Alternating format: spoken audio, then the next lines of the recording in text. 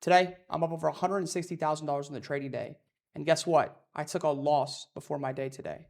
And this was the trade that was the winner. Trade in New York had a loser and a winner. But before we get into the trade and talk about what it was, let's zoom out. Why did I think the way I did? Why did I take the trade where I did? Let's get into it. So starting off through our bias, the higher time frame outlook. Well, the past couple of days, I've been bullish and relative, and we haven't seen price do much up until today. Today, we finally saw that expansion we were looking for in price, and we finally saw that movement towards upside. Well, why did I have a bullish bias? Well, seemingly, if you reference the hourly alongside the 4-hour, what you could see is that ES came down here after a large, tremendous sell, taking out a great area of external sell side being 74.79. Likewise with NQ, right? NQ ended up taking out that area of interest just as much as ES did, ended up trading a bit lower actually as well. Well, after sweeping the low, we essentially saw price showcase and move back up. What are the two components that we always talk about when it comes to identifying reversals through any time frame? Significant low being put in place and large displacement back up for a bullish reversal. That's exactly what we got here. So my bias coming into the open was partly playing into that. Alongside that, through a lower time frame, what we were able to get a gauge of was get a gauge of overnight price and get a gauge of the opening range move. If you look at overnight price, you could see that price for the most part was at a bullish state by trading higher and higher through Asia, through London. Did we trade the most significant in terms of displace? No, but we were continuing onwards, pushing higher off the low that we had put in place through ES, solidifying the low that we put in is a low that we want to keep. We then see price build up here, and off the opening range move, you see a beautiful move up higher. That is when my first interest sparked up. My first interest in going long.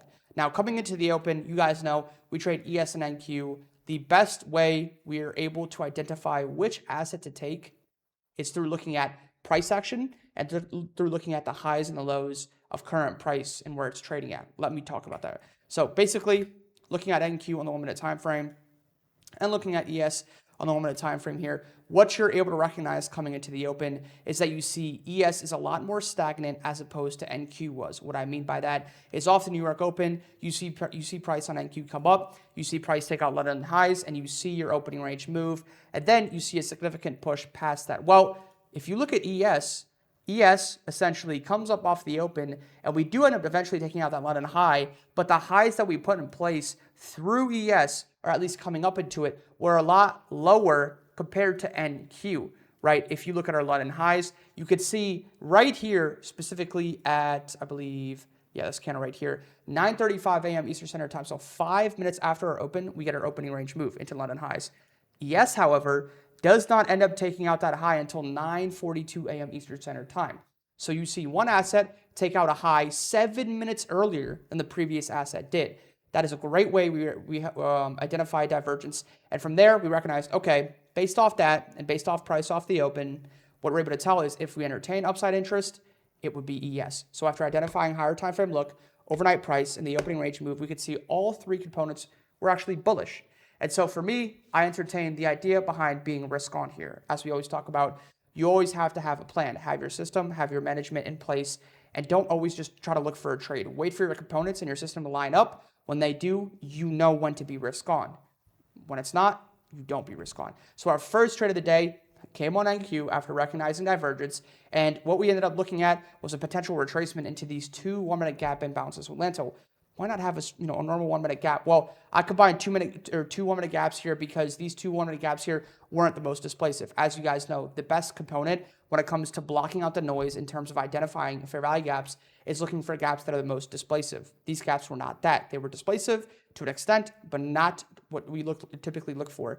So we essentially combine these two 1 minute gaps where we want to see price potentially retrace into and then offer an entry model of. And that's exactly what we did.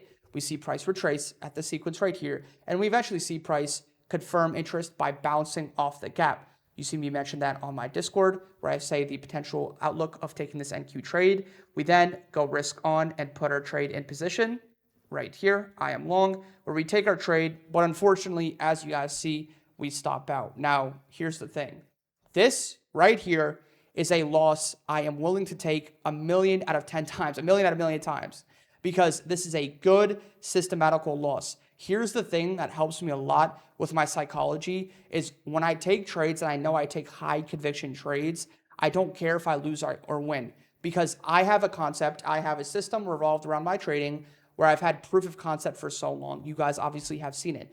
When you follow a system that you know is profitable, even though you might not see profits today or be profitable for a small stretch, you know as long as you continue to follow that system, you will be profitable down the line. So we took a loss today, and this was a beautiful textbook long. Again, higher time frame outlook was clear and bullish. Overnight price was bullish. Opening range move was bullish. NQ was a leading asset. We had every component that we wanted out of this trade. You know, the entry model gave in. We ended up taking the trade right here. You could have theoretically taken your entry here or here, one of these two candles. The stop placement was this 1 minute wick low, and we simply looked for draw targets higher in this 4-hour wick high.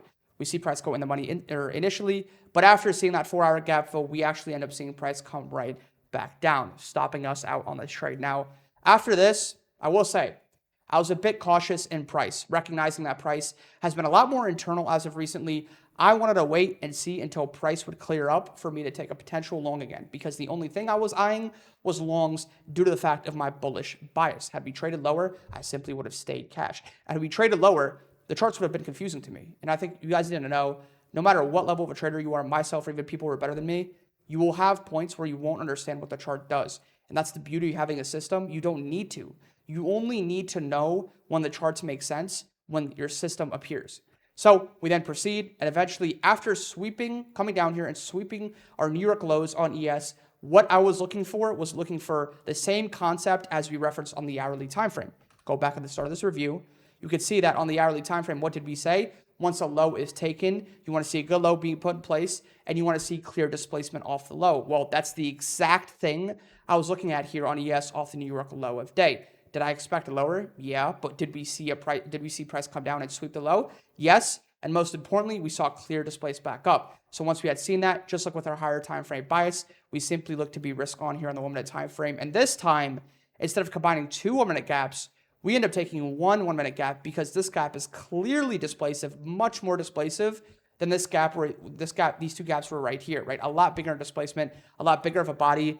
And we end up seeing price come up here, and the ideology, again, was playing into that higher time frame bias after seeing a sweep of low and clear displacement back up.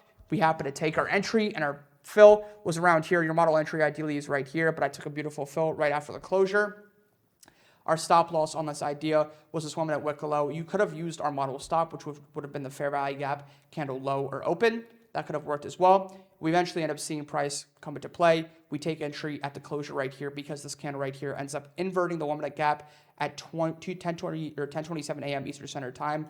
Met with initial consolidation, and then we see price trade up. Target 1 was right here. I'm long.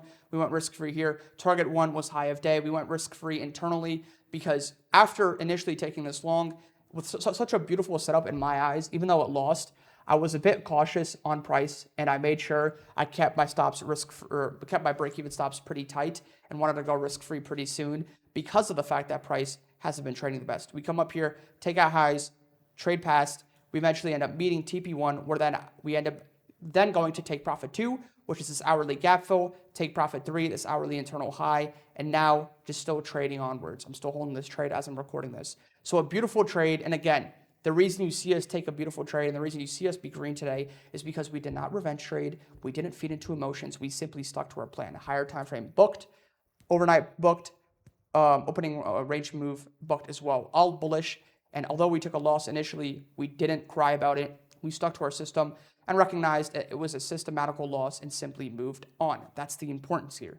A beautiful trade where we took a nice setup. What I will say is what would have made this A++ is had we came down here, maybe created some bullish SMT, seen London lows get taken out. What would I have not done here, had we seen price come back up here, chat, is A, either not put in a significant low, like the sweep of the low off New York low of day, or B, seen price come up here and trade slowly and displace into this gap. Had we seen price kind of trade in this state, coming into this gap, you would have not seen me take this trade. But being that price put in a good low, took a good area of liquidity, and we saw price clearly showcase interest in driving back up, we simply put risk on, identifying that clearly, and all of our higher time frame, lower time frame components lined up, and we caught a beautiful trade, a textbook trade, where we're now green of the day, and I'm up over $160,000, maybe little bit less now because the trade's still floating. So with that being said, that's the review. Hopefully you guys enjoyed this one, and I'm going to catch you guys on the next one. Beautiful bounce back.